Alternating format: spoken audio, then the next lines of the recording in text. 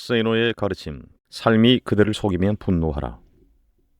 1948년 가난한 어촌에서 엿장수의 딸로 태어나 가발 공장, 식당 등에서 일하였고 총으로 쏴 죽이고 싶을 정도로 폭력이 심한 남편을 피해 단돈 $100를 갖고 미국으로 식모살이를 떠난 여자. 미국에서는 식당에서 일하며 대학을 다녔고 76년 미 육군에 들어가 소령으로 예편, 50세가 넘은 나이에 하버드 박사 과정에 다니는 여자 서진규. 그녀는 나는 희망의 증거가 되고 싶다. 나에게 가장 큰 힘이 된 것은 반항심과 복수심이다. 라고 쓰고 있다. 50세가 넘은 나이에 하버드 박사 과정에 다니는 여자 서진규. 그녀는 나는 희망의 증거가 되고 싶다에서 이만큼 성공하기까지 나에게 가장 큰 힘이 된 것은 반항심과 복수심이다. 라고 쓰고 있다. 수차례 그래미상과 MTV상, 시상식에서 트로피를 몇 개씩 수상한 미국의 랩 가수 에미넴, 그 역시 쓰레기더미나 다름없는 환경에서 살았다.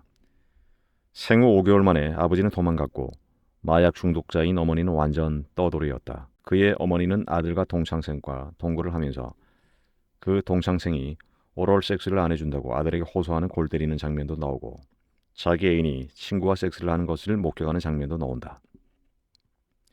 당연히 그의 노래에는 어머니나 애인에게 쌍욕을 퍼붓는 내용이 나오며 대부분의 가사는 아주 반항적이고 폭력적이고 외설적이며 욕으로 도배되어 있는데 2000년 미국에서 공공의 적으로 꼽힐 정도였다. 50이 가까운 나이인 내가 에미넴의 CD를 싱글 포함 6장이나 갖고 있으며 아주 즐겨 듣는다는 것을 알면 아마도 쇼크 먹는 사람이 있을 것 같아. 미국의 어느 학교에서 총기 사건이 일어나고 범인이 에미넴의 앨범을 즐겨 들었음을 기자들이 지적하자 그는 이렇게 말한다. 심히 유감이다. 하지만 당신은 너무나도 미운 사람이나 짜증나는 사회를 없애버리고 싶은 충동을 느낀 적이 없는가? 나는 학창시절 나를 괴롭히던 녀석들을 죽이고만 싶었다. 집에 돌아와 자기 방의 모든 것을 닥치는 대로 부수는 심정을 이해하는가? 나는 이해한다. 나는 주먹으로 피가 나오도록 방바닥을 치고 거울을 깨부순 적도 있었다. 내가 어린 시절 이발소에는 대부분 푸시킨의 시가 걸려 있었다. 삶이 그대를 속일지라도 슬퍼하거나 노하지 말라. 우울한 날들을 견디면 믿으라. 기쁨의 날이 오리니 마음은 미래에 사는 것, 현재는 슬픈 것, 모든 것은 순간적인 것, 지나가는 것이니 그리고 지나가는 것은 훗날 소중하게 되리니. 나는 이 시가 참 싫었다. 내 삶은 수제비로 범벅이 되어 있는데 슬퍼하지도 말고 노하지도 말라니. 희망은 안 보이는데 견뎌 내라니. 세상은 이른바 배웠다는 위선자들로 가득 차 있는데 기쁨의 날이 올 것을 믿으라니. 돈봉투를 안 가져온다고 나를 책망한 담임은 어느 날 모범 교사로 칭송을 받고 나중에 교장까지 되었다. 나는 자원 입대하였는데 멀쩡한 부잣집 친구들은 징집 면제되고 그런데 지나가는 시간이 훗날 소중하게 된다니 그것을 나보고 믿으란 말인가. 나는 세상에 대한 나의 분노를 폭파시키고 싶었다. 그래서 영화 신들러 리스트의 주인공처럼 세상이 뒤집혀질 전쟁을 기다린 적도 있었다. 그러나 그렇게나 세상을 욕하고 가리심을 줄곧 뱉었지만 정작 나 자신도 크게 다를 바 없었다.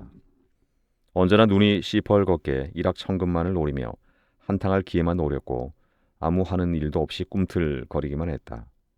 카프카의 변신의 벌레처럼 나는 먹고 싸고 먹고 싸는 그런 존재였던 것이다. 어제가 오늘이고 오늘이 내일이었으면 내일은 다시 어제였다. 조그마한 차이도 없었다. 나는 내가 혐오스러웠다. 내가 분노하여야 할 대상은 세상이 아니었다. 나는 나 자신이었다.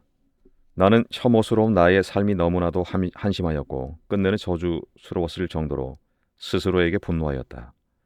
내가 나를 죽이고 싶었던 것도 어쩌면 그런 혐오감과 분노에서 벗어나지 못하는 절망에서 비롯되었을 것이다.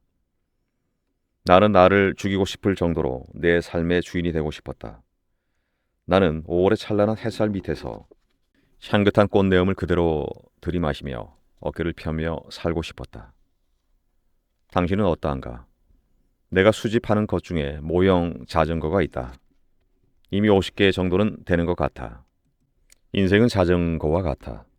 뒷바퀴를 돌리는 것은 당신의 발이지만 앞바퀴를 돌려 방향을 잡는 것은 당신의 손이며 눈이고 의지이며 정신이다. 당신의 발이 생활이라는 이름으로 당신을 움직여는 주지만 정작 당신의 손은 호주머니 속에 깊이 박혀 있는지도 모른다.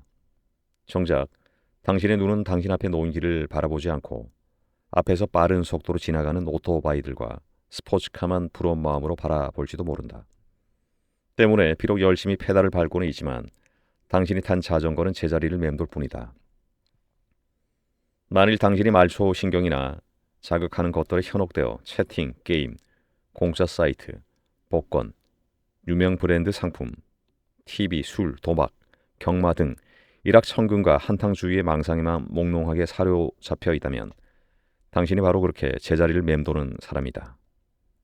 그렇게 삶에 질질 끌려다니며 제자리를 맴도는 사람들이여, 이제는 그 삶을 정면에서 바라보아라. 비겁하게 외면하지 말라. 그 삶이 자랑스러운가? 이제는 그 삶에 대해 분노할 때가 되지 않았는가? 파충류와 포유류 차이 중 하나는 파충류는 본질적으로 화를 내거나 기쁨을 내는 능력이 없다는 것이다. 뇌에서 그런 역할을 하는 변역계가 태아되었기 때문이다. 악어쇼에서 악어를 때려도 악어가 화를 내지 않는 이유가 거기에 있다. 당신의 삶이 분노할 대상임에도 분노하지 않는다면 이미 당신의 뇌는 썩어버린 것이다. 차라리 강물에 빠져 죽어버려라. 하지만 이제라도 삶이 당신을 속인다고 생각되면 그 삶을 던져버려라. 내동댕이 쳐라. 삶은 한 번뿐이다. 삶에 비굴하게 질질 끌려가지 마라. 명심해라. 당신이 분노하여야 할 대상은 이 세상이 아니다. 현재 당신의 삶에 먼저 슬퍼하고 분노하면서 no라고 말하라. Say no. 그리고 당신의 삶을 스스로 끌고 나가라. 당신이 주인이다. 돈독이 들어야 부자가 되는 줄 아는가? 투자 기법을 몰라서 부자가 못 되는 줄 아는가? 절대 아니다. 일확천금의 기회가 있다고 생각하는가? 꿈 깨라. 쇠고랑을 찰 기회만 있을 뿐이다. 인터넷에서 광고만 보아도 돈을 벌 수 있다고 믿는 자리여. 메일만 보내면 수억 원을 벌 수 있다고 떠드는 자들이여. 편안하게 빨리 돈 벌고 싶어서 애를 태우는 자들이여. 평생 가난에 괴로운 숯불이 이마 위에 올려지는 저주를 받을 것이다. 나는 그대들이 한시라도 빨리 그 허황된 몽상에서 깨어나기를 바란다. 피와 땀과 눈물과 시간 없이 무엇을 얻겠다는 것인가? 그럼에도 불구하고 사람들은 그저 물만 부으면 되는 컵라면 같은 순간적인 인스턴트 재테크 지식만 찾는다. 마치 자기가 부자가 되지 못하는 이유가 어떤 투자 기법을 모르기 때문인 것으로 생각하거나 이제에 밟지 못한 때문으로 치부해버린다. 웃기는 소리 하지 말라. 당신 생각대로라면 이른바 재테크 전문가라는 사람들이 모두 부자이어야 하는데 그들의 평균 재산은 다른 직장인들과 크게 다르지 않다. 물론 나에게서 실전 투자 기법을 배우면 돈을 더 벌 수도 있을 것이다. 그러나 나는 당신이 스스로 삶에 대한 태도부터 바로 세우지 않는 한 절대 부자가 될 수 없다고 하면서 당신을 한심한 사람으로 매도하고 독소를 퍼붓는 사람이다. 자기 삶의 노예가 되어 자기 생활과 시간을 통제하지 못하는 사람이 어떻게 돈의 주인이 될 수 있단 말인가? 현재의 삶이 절망스럽고 괴롭고 암흑에 쌓여 있는 것 같이 보이는가? 그렇다면 이제 분노하라. 분노를 느끼는 사람만이 닫힌 문을 세게 쾅쾅쾅 두드릴 수 있다. 용수철처럼 그 자리를 박차고 나와 당신의 삶을 이 거친 세상에서 우뚝 홀로 세울 수 있도록 시간을 소중히 여기고 피 튀기듯 노력하라. 그리고 이제는 자전거 손잡이를 제대로 잡고 정면을 바라보고 페달을 밟아라. 그렇게 하기 시작할 때 당신은 당신의 삶의 주인이 되게 되는 것이며 그때 비로소 돈이 당신의 노예가 되어 당신을 섬기게 되는 것이다. 인생 역전은 당신 스스로 현재의 삶에 분노하여 그 삶을 뒤집어 버릴 때 이루어지는 것이지 수백억 원짜리 복권에 이번에 내가 당첨될지도 모른다. 이런 달콤한 상상으로 이루어지는 것이 아닌 것이다. 지우개 송순태. 잘못 써 내려온 문장이 있듯이 잘못 살아온 세월도 있다. 바닷가에 앉아서 수평을 보고 있으면 땅에서 잘못 살아온 사람들이 바다를 찾아오는 이유를 알겠다. 굳은 것이라고 다 불변의 것이 아니고 출렁인다고 해서 다 부질 없는 것이 아니었구나. 굳은 땅에서 패이고 갈라진 것들이, 슬픔으로 허물어진 상처들이 바다에 이르면 철썩철썩 제 몸을 때리며 부서지는 파도에 실려 매듭이란 매듭은 다 풀어지고 멀리 수평선 끝에서 평안해지고 마는구나. 잘못 쓴 문장이 있듯이 다시 출발하고 싶은 세월도 있다. 천재 앞에서 주눅들지 말라. 가스보일러에 사용되는 환풍기 부품 등을 생산하는 종업원 50여 명의 중소업체 파워텍. 이 회사가 2000년 1월 리타워 인베스트먼트사의 경영권이 넘어갔다. 리타워 인베스트먼트사의 회장은 불과 31살인 미국계 한인 최유신 회장. 미국 하버드에서 경제학을 전공했고 지딘 플레밍 정권사에서 기업 인수합병 업무를 담당하다 스미스 바니 은행 한국 지사를 거쳤으며 98년 하버드 후배들을 끌어모아 회사를 설립했다. 그의 아버지는 한국 경제계 유명 인사이다. 최 회장은 파워텍의 경영권을 넘겨받자마자 그 회사를 아시아 지역 인터넷 벤처 회사들을 인수합병하는 투자회사 리타워텍으로 탈바꿈한다고 발표했고, 리타워텍은 현금 투자는 거의 없이 주식 스왑을 통해 여러 기업들을 인수하면서 지주회사로 변신한다. 그리고 리타워텍은 역사상 최대의 외자 유치라고 하는 13억 5천만 달러의 외자 유치 계획을 발표했다. 2000년 7월 21일 13억 5천만 달러는 환율로 약 1조 5천억 원 정도가 된다. 이 돈이 해외에서 들어왔지만 그 돈은 불과 3시간 만에 다시 해외로 빠져나갔다. 그 자금은 하루 0.3% 이자를 주기로 하고 3시간 빌린 초단기 외화 자금이었다.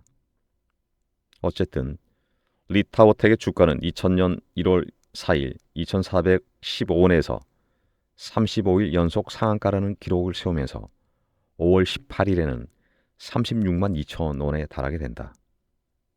누군가 떼돈을 긁어 모았다는 말이다. 주가는 얼마 후 곤두박질치고 2001년 금강원에서 검찰에 수사 의뢰하고 어쩌고 하였지만 주목할 만한 특별한 일은 일어나지 않았다. 이상은 리타워텍에 대한 신문 기사들을 정리한 것이다. 나는 리타워텍 관련 기사를 보면서 참 대단한 천재들이다 라는 생각을 떨칠 수 없었다. 무엇보다 나는 죽었다 깨어나도 1조 5천억 원에 달하는 외화를 3시간 빌리는 방법은 생각하지 못한다. 게다가 사전에 리타워텍은 국내 최대 법무법인인 김앤장 법률사무소를 통해 재경부의 그러한 해외 투자 계획을 설명하며 내 짐작이지만 3시간 동안의 투자라는 사실은 설명하지 않았을 것이다. 적법 여부를 묻는 공문을 보냈었고 재경부 관계자는 검토 결과 하자가 없어 적법하다는 해신을 보냈다. 치밀하다. 천재들이다. 물론 상투를 진 개미들은 엄청난 피박을 썼다. 불쌍한 개미들. 나는 도대체가 수상쩍어서 리타워텍 주식 근처에도 가지 않았으면 관련된 놈들을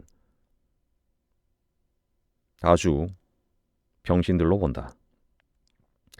경향신문 2000년 2월 21일자에는 사이버 투자왕 대박 박정윤이라는 제목의 기사가 실렸는데 요약하면 아래와 같아. 5세까지 10만짜리까지 얌산에 수학신동이라는 소리를 들었다. 초등학생 때 아파트 평당 가격을 계산했다. 삼수를 하던 때 서울 강남의 아파트값이 평당 1,000만 원까지 폭등하자 부모님에게 아파트를 빨리 팔아야 한다고 권하기도 했다. 예상은 적중했다. 2년 뒤에 평당 600으로 하락했고 IMF가 닥치자 절반으로 뚝 떨어졌다. 600만 원에 처분한 부모님은 아들의 말에 기울이지 않은 것을 못내 아쉬워했다. 2190%, 2057%, 99년 4월 15일 1, 2회 하나증권 투자 사이버 대회에서 대학 부문에서 그가 올린 경이적인 수익률이다. 1,000만 원의 종잣돈으로 인터넷 매매를 통해 실전 투자를 해서 2억 원을 660만 원을 투자해 1억 4천여만 원을 벌었다. 지난 1월 증권 사이트 수익률 게임에서는 1,000만 원 모의 투자를 해서 1823%의 수익률을 올렸다. 대학생이 된 뒤 수학 강사 자리를 얻어 1년 만에 1,000만 원의 시드머니를 마련하였을 때 공모주 중심으로 투자를 했다. 1,000만 원은 3년 만에 무려 1억 5천만 원으로 불어났다. 그런데 IMF가 터졌다. 결국 98년 1월에 2천만 원으로 곤두박질 쳤다. 1년여 시간이 흐르자 베팅을 하기로 결심하고 2천만 원 시드 머니 중 1,000만 원을 투자했다. 하나증권에서 실시한 투자 대회였다. 세계 대회에서 받은 상금만도 2억 5천만 원. 주식에 필요한 공부는 하루라도 게을리지 하지 않는다.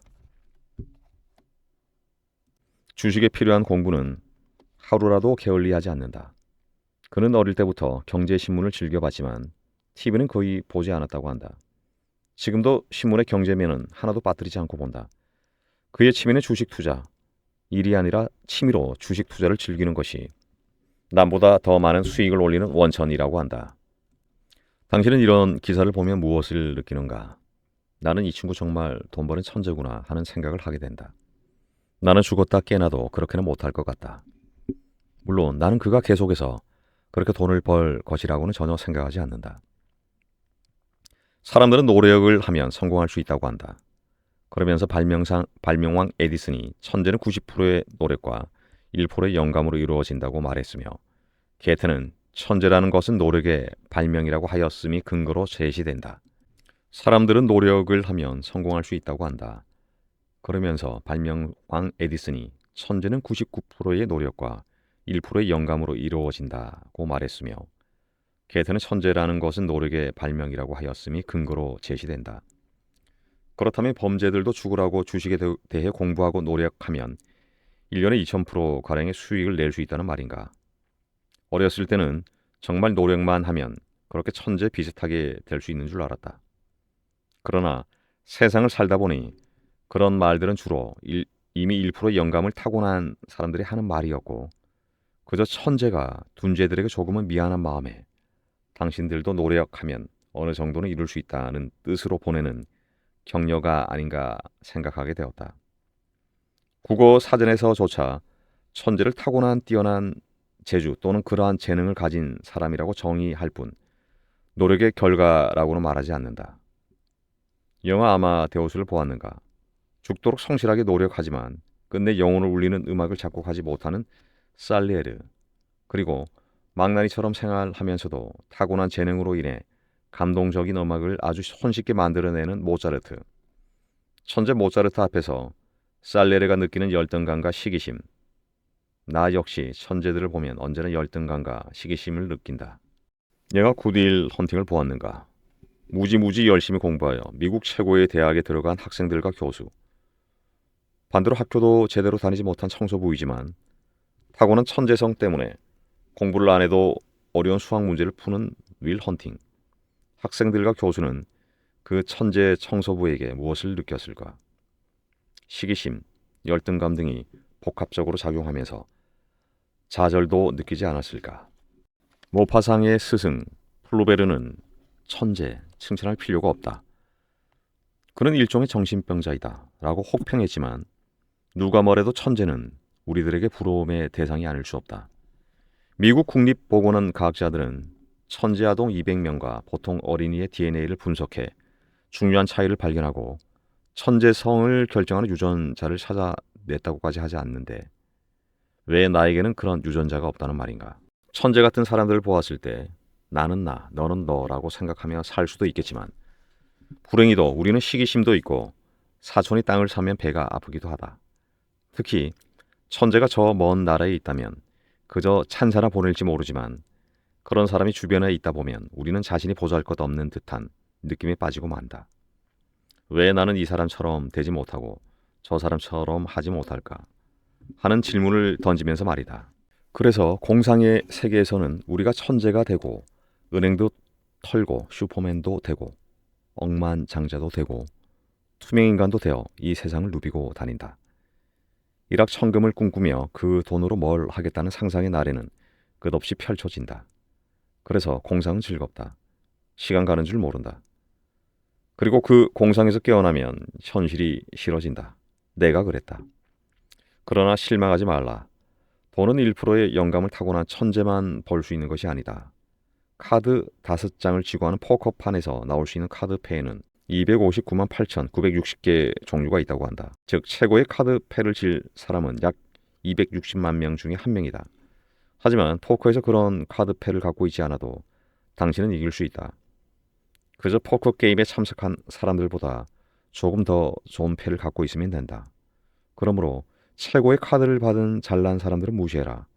그들의 포커판에는 비슷한 사람들이 몰려있다. 핵심은 천재들의 이야기에 주눅들 필요가 없다는 것이다. 돈을 번다는 것은 다른 보통 사람들과의 게임이지 당신보다 크게 잘난 사람들과의 게임이 아니다. 예컨대 당신이 보통 사람이라면 하버드를 수석으로 나온 사람과 경쟁하게 될 까닭은 없지 않는가. 오히려 그 사람 주변에 더 무서운 경쟁자들이 있기 마련이다. 게다가 이른바 공부 잘하고 머리 좋다는 사람들은 거의 다 학교나 연구소 혹은 법조계나 의료계 또는 유명 기업들에 있다. 이 얼마나 기쁜 사실인가. 서울대 이공계 수석 입학생들의 80% 이상은 나중에 교수가 돼 있었다는 보고서도 있다. 이 역시 범죄들에게는 너무나도 다행한 일 아닌가. 당신이 보통 사람이라면 교수나 의사 혹은 변호사와 경쟁할 까닭은 없지 않은가. 자, 부자가 되는 데는 신이 내린 어떤 재능이 필요한 것도 아니고 학벌도 배경도 자격증도 큰 도움이 안 된다. 부자가 되는 길을 걷고자 한다면 그것을 빨리 깨달아야 한다. 결국 그것은 다른 보통 사람들과의 게임일 뿐이다. 보통 사람들과의 게임이기 때문에 그렇게 어려운 것이 아니다.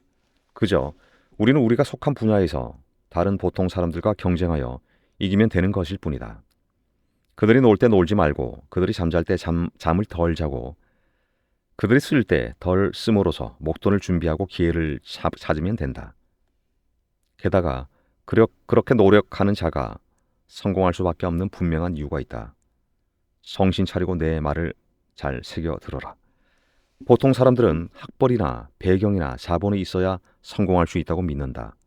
즉, 학벌이나 배경, 자본 등이 없는 보통 사람들은 자기들에게 그런 것이 없으므로 노력하여 보았자 무의미하다고 믿고 아예 노력을 포기하고 만다.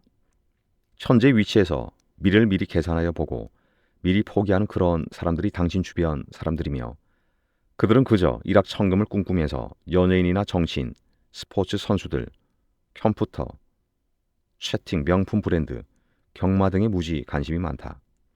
당신이 아는 게임은 바로 그런 사람들과 하는 것이다. 기억하라. 이것 역시 당신에게는 춤을 추고 싶을 정도로 너무나도 기쁘고 다행한 사실이라는 것을. 이것은 마치 전쟁터에서 당신의 적군이 더 이상 싸울 생각을 갖지 않고 총을 내려놓은 것이나 마찬가지다. 그런 적들과 싸울 때는 총도 필요 없고 그저 활이나 창만 있어도 이길 수 있지 않은가. 거창한 그 무엇도 번쩍번쩍한 학벌도 대통령 친척과 친하게 지내는 배경도 많은 자본도 필요 없다는 말이다.